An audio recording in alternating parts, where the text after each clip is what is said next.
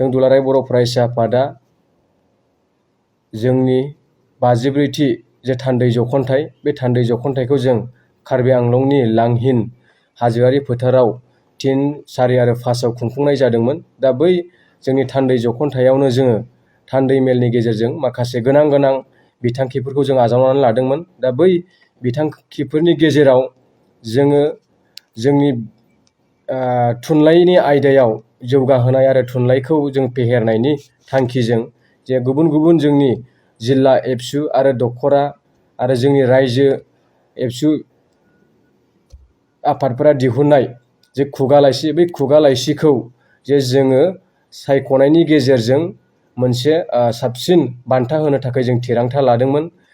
मानोना दुलाराय बर' फरायसा आफादा गोलाव समनिफ्रायनो जिहेतु हारि आरो जोंनि बर' जाथिनि थैनाय थांनायनि थाखाय खामानि मावबोदों। दा बे जे लिटारेरि कम्पिटिसन आरो बेबायदि मेगाजिन सेलेक्सन, दा बेफोरो जोंनि मिशन स्किल एन्ड क्वालिटि इडुकेसननि जे मोनसे पार्ट।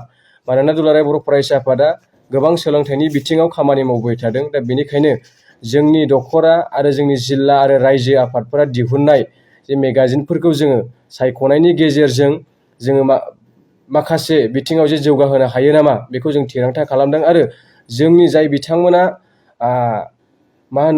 मेगाजिन सेक्रेटारिफोर जायो जे बिथांमोनाबो आरोबाव जेन इयुननि समाव बांसिन गोसो होनानै जेन जोंनि दिहुनजानाय जे बिजाबफोरखौ बांसिनै साबना हामना दिहुननो हायो। दा बैफोर थांखिखौ लानानै जों दुलाराय बर' फरायसा आफादा 2021 मायथाइनि थाखाय साबसिन जे मेगाजिन बे बान्थाखौ होनायनि जे जोङो मोनसे बिजाबफोरखौ जोङो लाबोजोबदोंमोन जिल्ला आरो दखरानिफ्राय।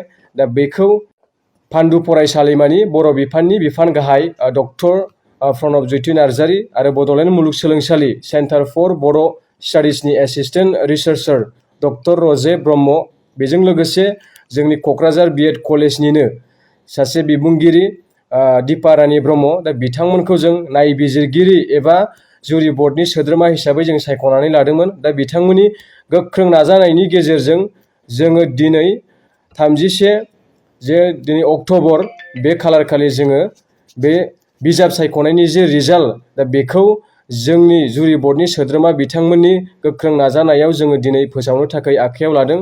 दा बेयाव जोङो मोनथाम केटेगरि खालामदों, सेथि आरो नैथि आरो थामथि। जिल्लायाव मोनथाम आरो दखरायाव मोनथाम, जिहेतु जोंना इउनिटआ गैया। दा बेनिखायनो जिल्ला आरो दखरा बे मोननै जे आफाद बेयावहाय जों मोनथाम केटेगरि फार्स्ट, सेकेन्ड, थार्ड होनाय जादों।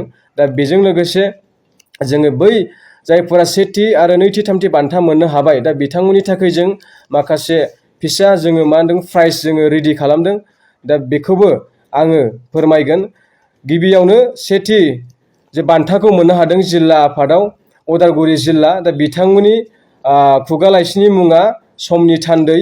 आरो नैथि मासिखौ आवग्रिनो हादों चिरां जिल्ला, दा बिथांमोननि खुगा लाइसिनि मुङा बिदिन्था। दा थामथि मासियाव जोंहा जिहेतु इउनिभार्सिटिफ्रा जिल्ला मर्यादा मोनदों, दा बेनिखायनो थामथि मासिखौ आवग्रिनो हादों गुवाहाटि मुलुगसोलोंसालिनि। दा बिथांमोननि जे खुगा लाइसि बियो सानरेगा।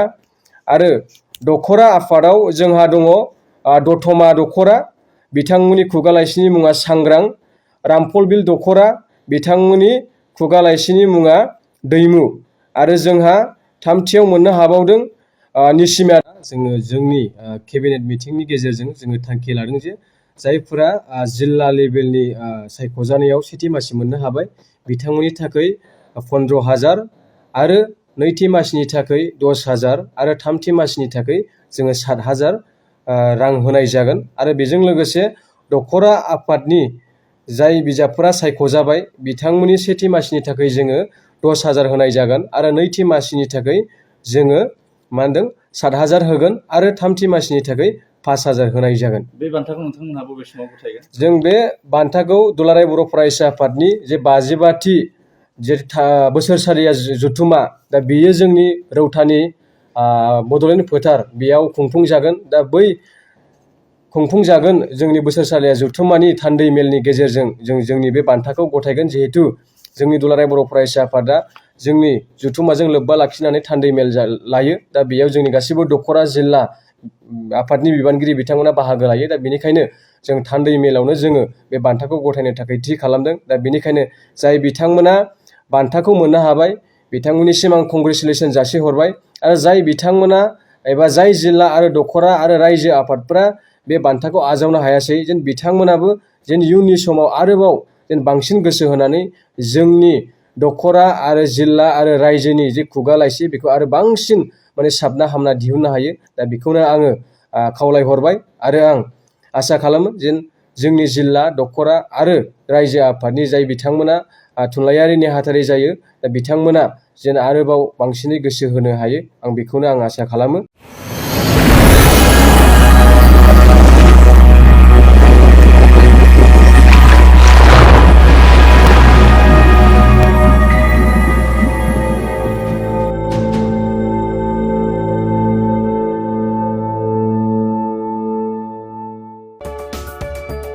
नोंथाङा गोबां रां आरजिनो गोसो जादों नामा?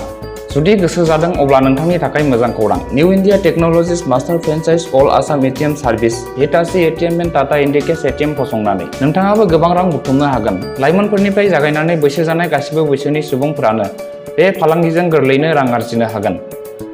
नोंथांनि गामियावबो बे एटिएम मेसिनखौ फसंनानै नोंथाङाबो मुलाम्फा मोननो हागोन। बांसिनै मिन्थिनो थाखाय 7002005072 एबा 9401230135 जानबुं अनजिमायाव दिनैनो सुलाद ला।